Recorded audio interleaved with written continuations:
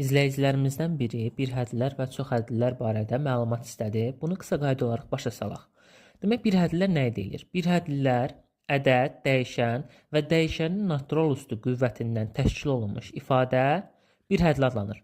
Demək, bir hədlər nə olmalıdır? Ədəd olmalıdır, dəyişən olmalıdır, yəni x, y və yaxud da hərflər, hansısa bir hərf.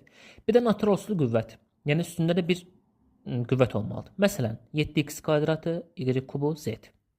Və yaxud da ədəd, dəyişən və dəyişənin natural üstü qüvvəti. Və yaxud da ədəd, bilirsiniz ki, bunun qabağında 1-dir, dəyişən və dəyişənin natural üstü qüvvəti. Və yaxud da sadəcə ədəd. Bunlar hamısı bir hədlə adlanır. Bir hədlərin standart şəkildə olan hədd forması var və olmayan forması var. Məsələn, 5a kubu x kvadratı z və yaxud da 2/1 m kubu n. Bunlar bir hədlinin standart şəkildə olan formasıdır. Standart şəkildə olmayan bir hədl isə, məsələn, bunların misal göstərmək olar. Niyə? Çünki, məsələn, bura baxsaq, görürsünüz ki, 2 dənə rəqəm var. Bunu 4 vur 3, 12a kubu b üstü 7 şəklində yaza bilərik.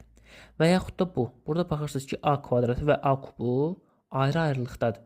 Bunları birləşdirə bilərik. Yəni, 2a üstü 5, b üstü 4 formasından yaza bilərik. Çünki a kvadratı ilə a kubunu bir-birinə vuranda a üstü əsaslar eyni olanda qüvvət üstləri toplanır.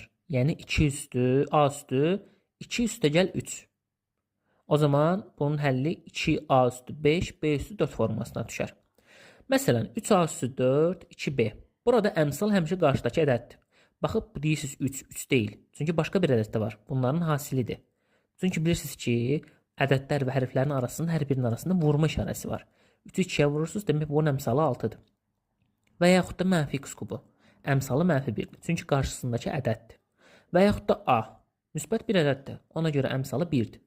Qüvvət isə yuxarılar hesab olunur. Məsəl üçün 4, b-nin də üstündə 1 var. 4 üstə gəl 1. Demək qüvvəti 5-dir. Qüvvətinə baxaq. Qüvvəti neçədir? Üstündə olan, yəni 3. Eyni qaydadan a-nın qüvvətinə bax. A-nın da üstündə 1 var. Ona görə qüvvəti 1-dir.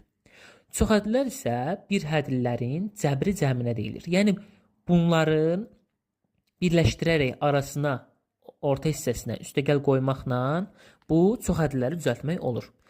Bunlar çoxhədlərdir. Məsələn, 2x kubu çıxılsın, xy kvadratı üstəgəl 5 və yaxud da mənfi 5-2 m kubu üstəgəl 0-2 n.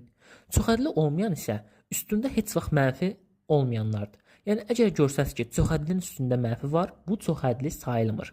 Və yaxud da görsəz ki, üstündə natural üstü qüvvət yoxdur. Çünki